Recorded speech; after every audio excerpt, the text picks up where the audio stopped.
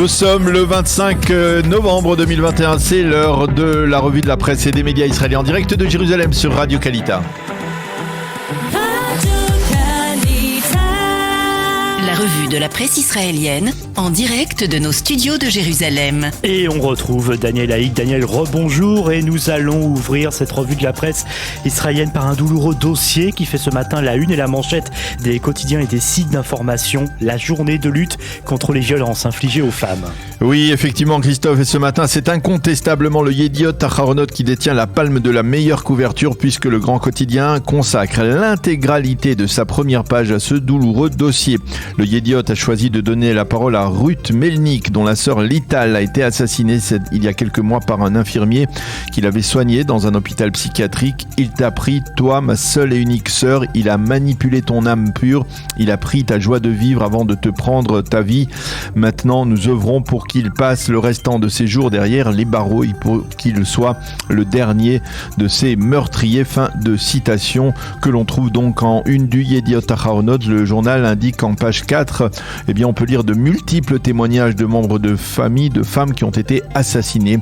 Et le journal de rajouter dans cette première page 2 titres qui prouvent l'étendue de ce fléau d'utilisation des femmes à des fins méprisables dans la société israélienne.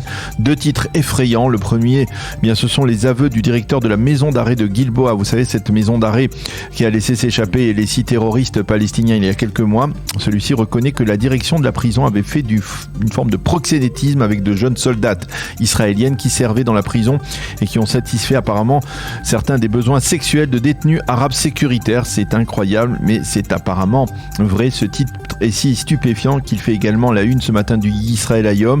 Et le second titre, malheureusement plus banal, eh bien, c'est celui d'un lieutenant-colonel de l'armée israélienne qui a fait installer des caméras dans des chambres et des toilettes de jeunes soldats.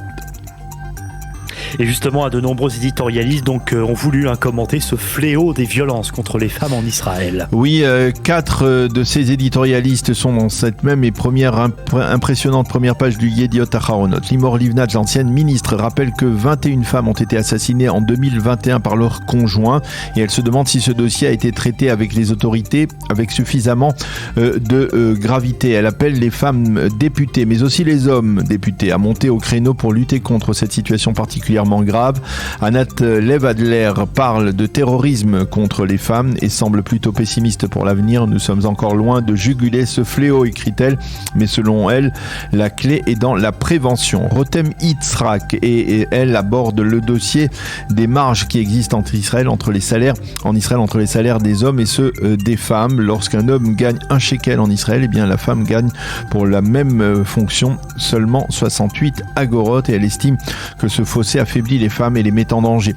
Le Israël Hayom lui consacre une colonne de sa une à cette violence contre les femmes. Il donne la parole justement à des femmes qui avancent des solutions à ce grave problème. Ainsi, Liora Minka propose d'insérer dans les cours de l'éducation nationale un cours expliquant ce qu'est une relation saine entre époux. Eva Medjibouj appelle à mettre fin au lien du silence qui demeure trop souvent dans ce dossier, et Tamar, qui est elle-même une femme battue, supplie ses semblables de ne pas avoir peur de demander de l'aide. Alors, outre ce grand dossier spécial très important, l'actualité est aussi sécuritaire, Daniel, avec une manchette rassurante ce matin dans le Israël Hayom. Oui, en effet, le grand quotidien gratuit a interrogé le commandant en chef de la région sud, le général Eliezer Toledano, et celui-ci suggère de cesser d'avoir peur du Hamas. Au sein de Tzahal, on estime en effet que le mouvement terroriste intégriste a essuyé une véritable défaite lors de l'opération Gardien du Mur en mai dernier. Son objectif est de porter atteinte à notre résilience, affirme le général Toledano. Si nous restons sereins, ils auront perdu la partie.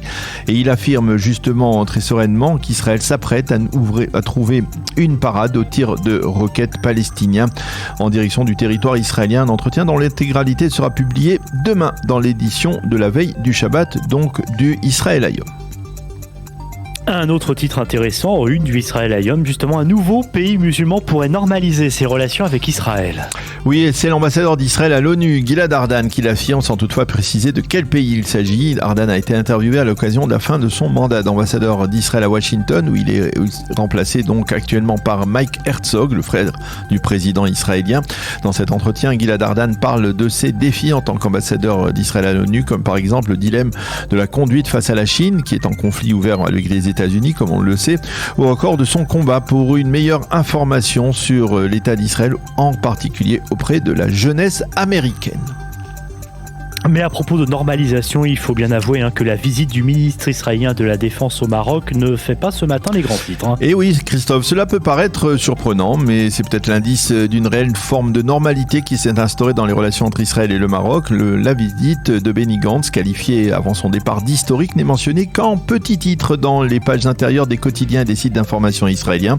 Le Maariv souligne qu'un accord de coopération dans le domaine sécuritaire a été signé hier à Rabat entre Gantz et son homologue marocain. Le Israël ne nous propose qu'une photo légendée de Benny Gantz et de son homologue, tandis que seul le Yediot Aharonot parle encore d'instant historique au Maroc en insistant sur le fait que Benny Gantz est accompagné donc dans cette visite par plusieurs généraux en uniforme de Tzahal, ce qui est sans précédent donc pour des généraux dans un pays arabe. L'information est seulement, il faut tout de même le souligner, en page 21 du Yediot Aharonot.